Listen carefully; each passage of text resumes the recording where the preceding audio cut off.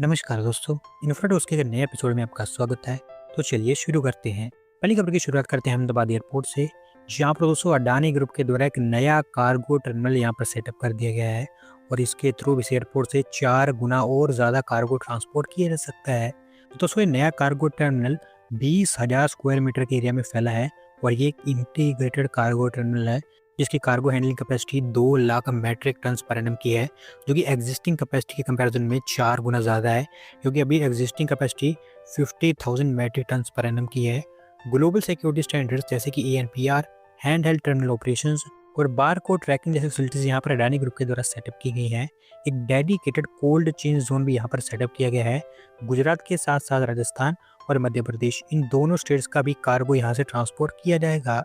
अगली दोस्तों एक सिमिलर सी अपडेट मुंबई की जेएनपीटी पोर्ट से है, जहां पर भारत और सिंगापुर के प्राइम मिनिस्टर के द्वारा मिलकर भारत मुंबई कंटेनर टर्मिनल का दूसरा फेज इनॉग्रेट कर दिया गया है और इस इनॉग्रेशन के चलते ये कंटेनर टर्मिनल हमारे देश का लार्जेस्ट कंटेनर टर्मिनल बन गया है। दोस्तों जेएनपीटी पोर्ट पर अभी के समय में 5 कंटेनर टर्मिनल्स को ऑपरेट किया जाता है और उसमें से एक container terminal Singapore based PSA international operate करता है, जिसकी अभी तक कैपेसिटी 2.4 मिलियन टीयूज पर एनम की थी, लेकिन इस फेज 2 के चलते अभी कैपेसिटी बढ़कर 4.8 मिलियन टीयूज पर पहुंच चुकी है। इनकी कैपेसिटी डबल हो चुकी है। इनका एक कंटेनर टर्मिनल ओवरऑल 200 हेक्टेयर के एरिया में फैला है और 1.3 बिलियन डॉलर की टोटल यहाँ पर इन्वेस्टमेंट की गई है सिंगापुर की तरफ से। One of the biggest FDI है हमारे देश के पोर्ट सेक्टर में और अभी इसके चलते ये पोर्ट और कार्गो को हैंडल कर पाएगी।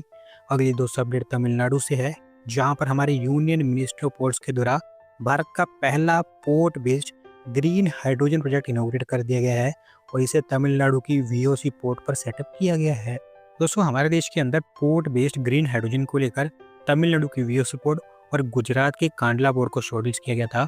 दोनों के ऊपर अच्छा खासा काम अभी चल रहा है और वीओसी पोर्ट पर अभी ये जो फैसिलिटी बनाई गई है इसके ऊपर 3.87 करोड़ रुपये खर्च किए गए हैं और 10 normal cubic metres per hour की इसकी कैपेसिटी है, यानी कि इसके थ्रू इतनी ग्रीन हाइड्रोजन जनरेट हो पाएगी जिससे कि स्ट्रीट लाइट्स और पोर्ट कॉलोनी में एक ईवी चार्जिंग स्टेशन को पावर किया जा सकता है।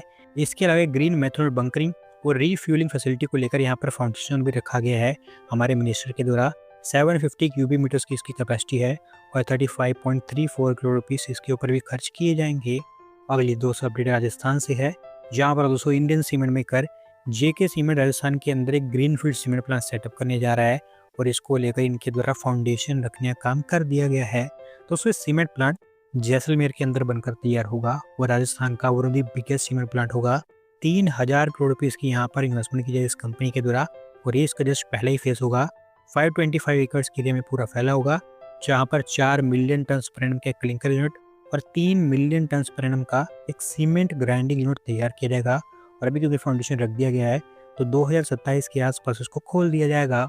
अगली दोस्तों अपडेट कर्नाटका से है, जहाँ पर दोस्तों कर्नाटका सरकार के द्वारा एक कोर इंटीग्रेटेड टाउनशिप अनाउंस कर दी है बेंगलोर के अंदर और इसको लेकर ऐसा बताया गया है कि ये भारत की पहली और लार्जेस्ट एआई पावर्ड सिटी होगी। तो दोस्तों ये टाउनशिप स्पेसिफिकली बिदादी टाउन में बनकर तैयार होगी, जो बेंगलुरु साउथ के अंडर में आता है।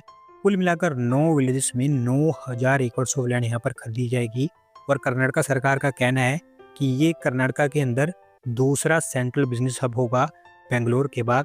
9,000 एकड़ में से 2,000 एकड़ का एरिया सिर्फ एआई बेस्ड इंडस्ट्रीज के लिए होगा, जो हमारे देश के अंदर सबसे बड़ा इंडस्ट्रियल एरिया होगा एआई बेस्ड यूनिट्स के लिए। 20,000 करोड़ रुपीज़ की यहाँ पर इन्वेस्टमेंट की जाएगी इसको बनाने के लिए, जिसमें से 2,950 crore rupees Bangalore metropolitan area development authority खर्च करेगी। बाकी यहाँ पर लोन लिया जाएगा और उसके थ्रू फंड किया जाएगा।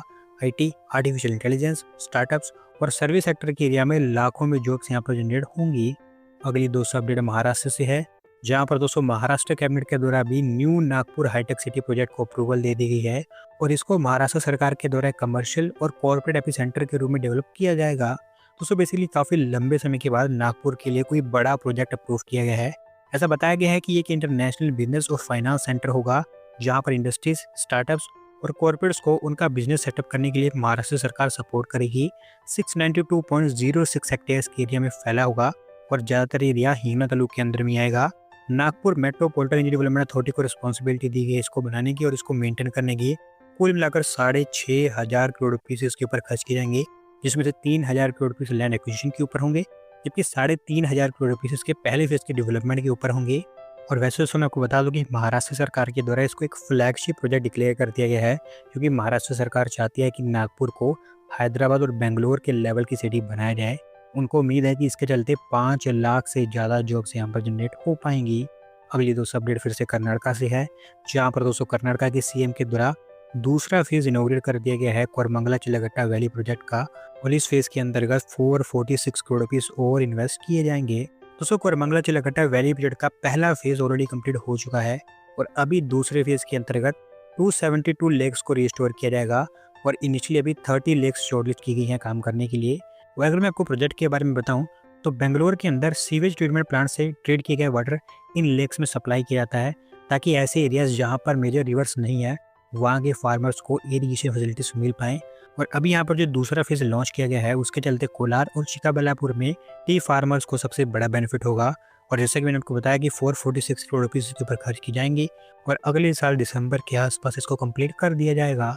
अगली दोस्तों अपडेट गुजरात से है, जहाँ पर दोस्तों गुजरात की भावनगर पोर्ट के ऑपरेशंस को लेकर container corporation of India limited ने Bhavnagar port infrastructure private limited के साथ एमओयू साइन कर लिया है, और अब इस पोर्ट को मेंटेन और ऑपरेट करने का काम कंटेनर कॉर्पोरेशन ऑफ इंडिया के द्वारा ही किया जाएगा। दोस्तों भावनगर पोर्ट फिलहाल एक अंडर कंस्ट्रक्शन पोर्ट है, जहां पर 3 बर्स का एक अलग टर्मिनल, एक मल्टीपर्पज टर्मिनल 2 बर्स के साथ और एक लिक्विड कार्गो हैंडलिंग टर्मिनल तैयार किया जा रहा है। 500 हेक्टेयर से ऊपर के एरिया में पोर्ट को बनाया जा रहा है, और अभी इसके पहले फेज में 235 हेक्टेयर के एरिया यूटिलाइज किया जाएगा, और उसी के अंतर्गत वो कंटेनर टर्मिनल जहाँ पर 3 बर्स होंगी उसको कंटेनर कॉर्पोरेशन ऑफ इंडिया के द्वारा हैंडल किया जाएगा, और उसी को लेकर यहाँ पर एमओयू साइन हुआ है। अगली दोस्तों अपडेट नोएडा से है, जहाँ पर दोस्तों Yamuna expressway industrial development authority के द्वारा 12,000 square metre of land allot कर दी गई है मेडिसिस कंपनी को, और अब इस लैंड पर इस कंपनी के द्वारा उनकी मेडिकल डिवाइस फैक्ट्री को सेटअप किया जा सकता है।